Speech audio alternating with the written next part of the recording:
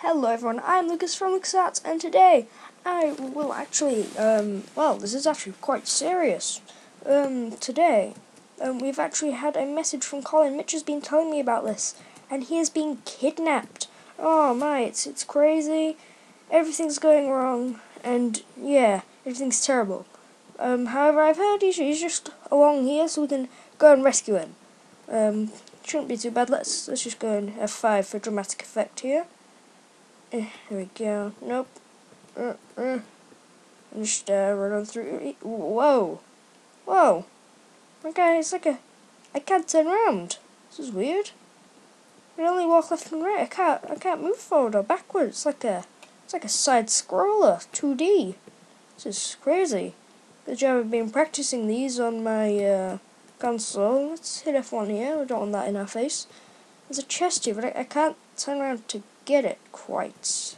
I can get it. Let's just store that for later, and the spare pumpkin in case we need that later, and of course that iron.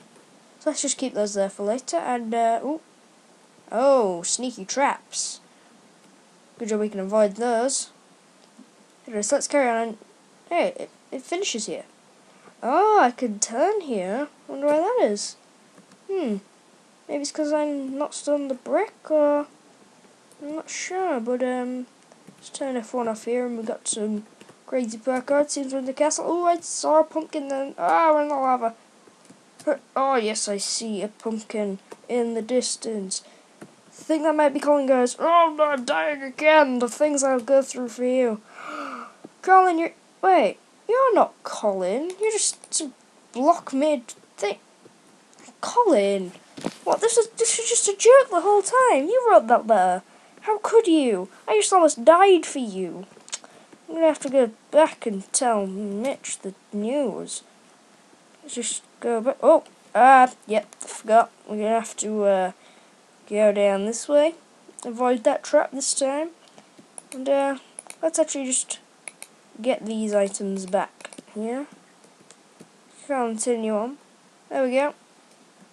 Should be pretty cool.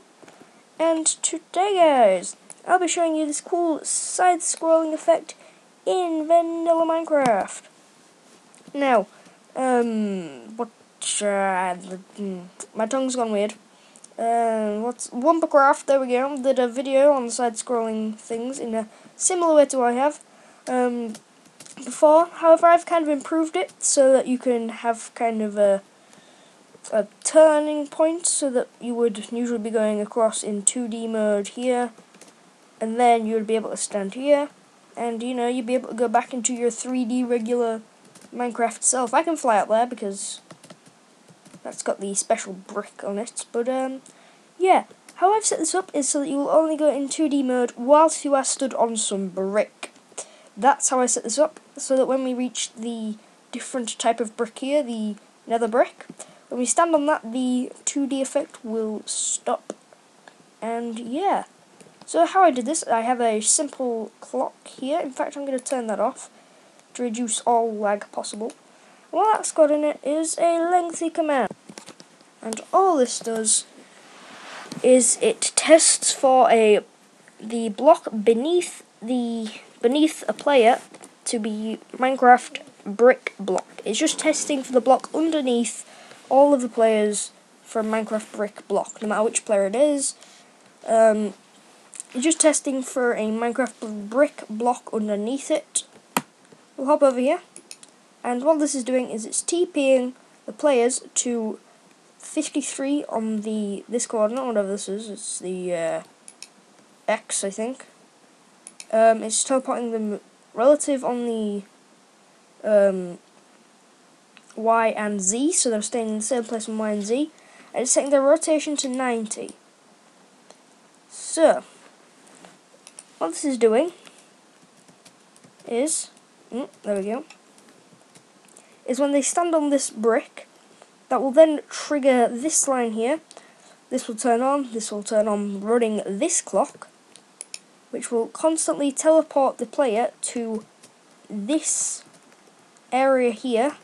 And since we've set that X coordinate, that means they cannot walk any further this way or this way. They must stay on this row of blocks here. Because this, if I just hit F3, you can see it says looking at 43 minus 689.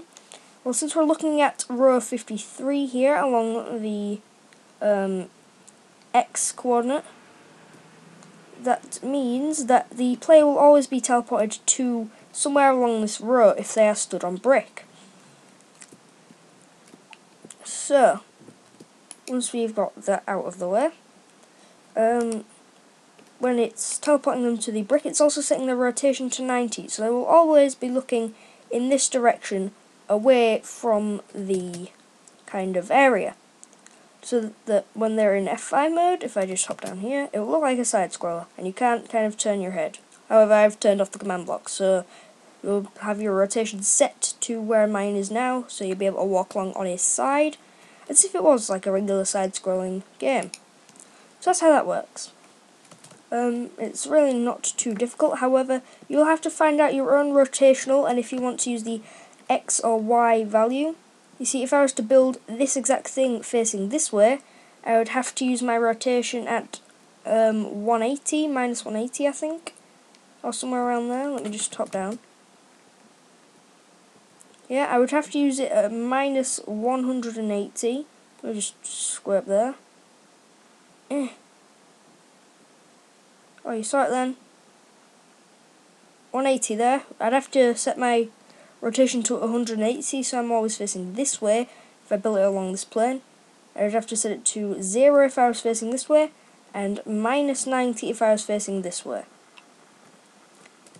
Also, you'd have to, if you were facing your board this way or this way, set the coordinate here where it says 53. You'll have to do that for your Z coordinate instead. Now, how I made that chest open and closable was that I actually have another chest in front of you, so you're not accessing this chest at all. When you're walking along, this chest will be behind you, but since you are looking this way, you're actually accessing this chest here in front of you. But since you're in F5, you can't see that chest. Now, I do have my FOV turned up to 90, as if I have it on normal. It's a lot smaller, the kind of side-scrolling screen, so I do recommend, if you're playing this, turning your FOV up to somewhere around there. Also, your controls will be inverted. A will be to go right and D will be to go left. However, you can change this in your options and controls. So, yeah. Now, when you've made your way along here, you'll be always looking that way.